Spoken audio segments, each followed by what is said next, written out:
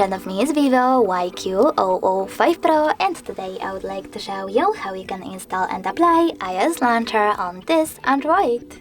Start by accessing Play Store and clicking on the search bar. Now you need to type in iOS Launcher and install this app from this developer. When it's ready, tap on Open.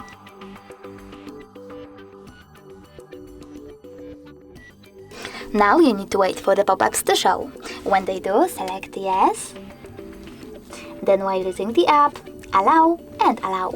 Now you need to click on Home button, go into Settings and scroll down.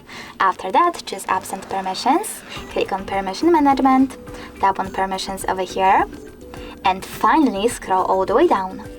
Now choose Default App Settings and click on Home Screen.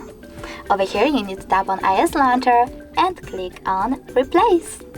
After that, you need to choose Got It, and as you can see, Apple layout was applied successfully on my Vivo.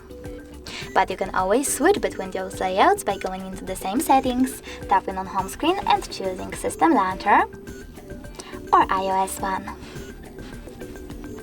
Thanks so much for watching. If you enjoyed this video, leave a like, comment and definitely subscribe.